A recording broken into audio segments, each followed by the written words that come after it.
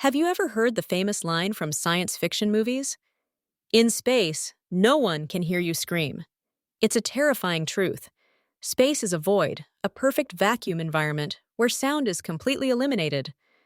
However, imagine this strange scenario. An astronaut is floating in the pitch-black space, hundreds of millions of kilometers away from Earth. Around him is deadly silence. Yet, he can still pick up the phone and call home to wish his daughter a happy birthday, his voice as clear as if he were standing right in the living room. Why is there this crazy paradox? Why can't sound travel in a vacuum, but a phone call can penetrate the darkness of space? And did you know that the phone you are holding hides a history of disputes filled with injustice lasting over a century? Let's decode the mystery of sound in the distant realm and the fascinating story of the true inventor of the telephone right here in today's video. To decode this mystery, first we need to understand the special messenger that connects astronauts with Earth. When astronauts carry out missions outside space, all their communication devices do not use sound waves to transmit directly. Instead, they use radio waves. This is the key to the issue. Imagine radio waves working similarly to light. While sound needs air to cling to and propagate, radio waves are like superheroes that can fly freely without any physical medium. Interestingly, the more they are in a vacuum environment, the more effectively and powerfully radio waves operate because they are not weakened by obstacles. All electromagnetic waves, including the light visible to our eyes, possess this superpower. They can travel through a vacuum at the fastest speed in the universe, up to 300,000 kilometers per second. To help you visualize, this is also how sunlight and electromagnetic radiation from the sun reach our Earth. They have to travel a huge distance of 150 million kilometers through the high vacuum of space to bring life to this planet. So we now know that radio waves can travel through space. But how can the human voice, which is a sound wave, ride on radio waves to hitch a ride? To understand this clearly, we need to dissect the operating mechanism of the telephone, a very familiar device that contains sophisticated physical principles. Whether it is an old-fashioned landline phone or the latest smartphone, their operating nature remains unchanged. The core principle is converting the voice into an electric current. When you speak, your vocal cords vibrate, creating sound waves. These sound waves hit the diaphragm inside the phone's microphone.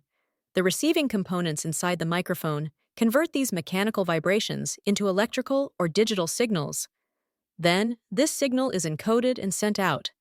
On the other end, the process happens in reverse.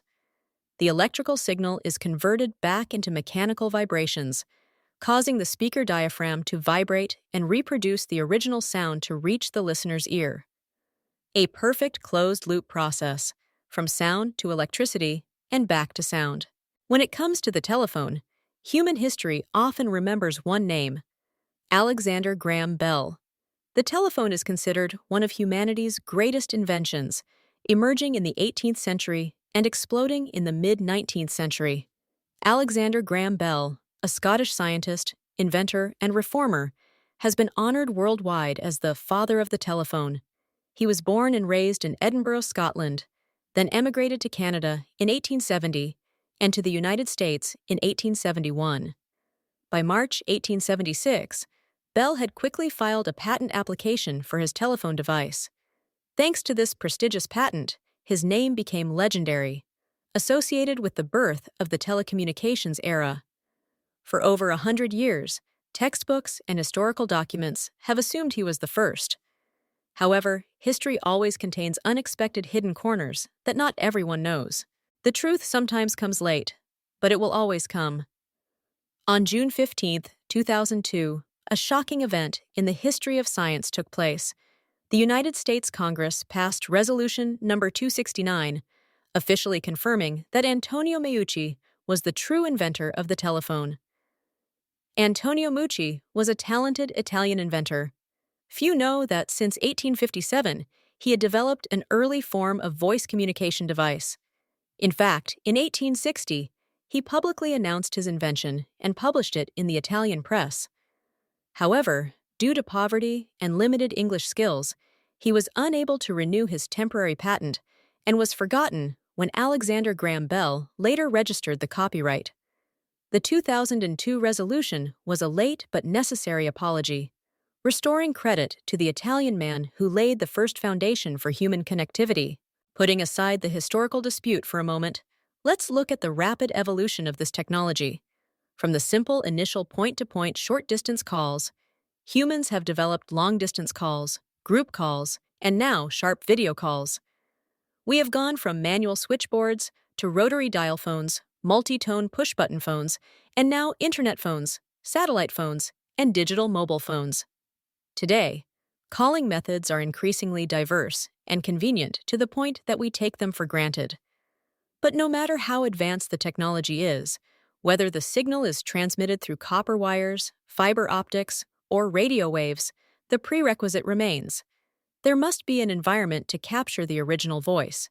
And this is when we return to the tricky question about astronauts in outer space. The secret lies in the astronaut suit. We know that a phone requires sound waves at both the input stage, the speaker, and the output stage, the listener. But sound waves are mechanical waves, which must have a physical medium such as air, liquid, or solid to propagate. In the vacuum of space, there are no material particles to vibrate, meaning sound is dead silent.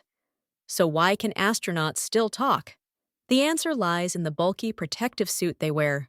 When outside in space, astronauts are enclosed in special suits with helmets sealed tightly. Inside that suit is not a vacuum, but a miniature microatmosphere. It is filled with breathable air to sustain life.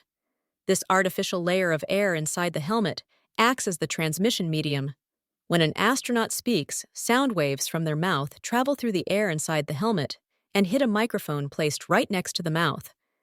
At this point, the microphone converts the sound waves into radio-electromagnetic waves. These radio waves then pass through the helmet, travel through the vacuum of space, and reach the receiving station or the earpiece of another astronaut. Horrifying scenario: removing the helmet in space. To help you understand the importance of this layer of air, imagine an extreme scenario. If an astronaut, for some reason, decides to take off their helmet while floating in space, what would happen? Before they lose consciousness due to lack of oxygen or freeze, they would face absolute silence. Even if they try to scream with all their might, no sound would escape their mouth. The vocal cords might vibrate, but there is no air to carry those vibrations. Even if a microphone is placed close to their mouth, it would pick up nothing. Air is the only bridge, and when that bridge is cut off by the vacuum environment, communication through sound becomes meaningless. At this point, radio waves still exist, but since they do not receive voice input data, the call would be just empty signals. Speed comparison, sluggish sound, and lightning-fast light. We also need to clearly distinguish the huge difference in speed between these two types of waves to appreciate the miracle of space technology. Sound waves, a type of mechanical wave that helps us communicate daily, move quite slowly. In the air, they travel only about 340 meters per second. In steel, they move faster, about 5,200 meters per second. But that number is nothing compared to electromagnetic radio waves. As mentioned at the beginning, electromagnetic waves travel at the speed of light, 300,000 kilometers per second. This means that an astronaut's voice signal, after being converted into radio waves, takes less than a blink of an eye to travel from orbit back to Earth. Meanwhile, if we imagine an air environment connecting the Earth and the Moon, your scream would take many hours to reach the destination. The combination of the sound conversion mechanism and the speed of light is the miracle that shrinks the vast distances of the universe into just a blink. In summary, astronauts can make calls from space thanks to the seamless coordination of two factors. First, the tiny layer of air inside the helmet that helps capture their voice, and second, the powerful radio waves that transmit the signal through the vacuum. Without the protective suit, humans would not only be unable to survive, but would also completely lose the ability to speak, becoming utterly isolated in the vastness of space. The story of the telephone, from the century-long dispute between Bell and Meucci to today's calls across space, is a testament to humanity's relentless desire to connect. No matter where we are, whether in a small room or across the galaxy, the need to be heard and understood is the strongest instinct. Thank you for accompanying me on this fascinating journey of discovery. If you found this video useful and eye-opening, don't forget to hit the like button, share it with friends, and most importantly, subscribe to the channel so you won't miss the next scientific mysteries. See you in the upcoming videos!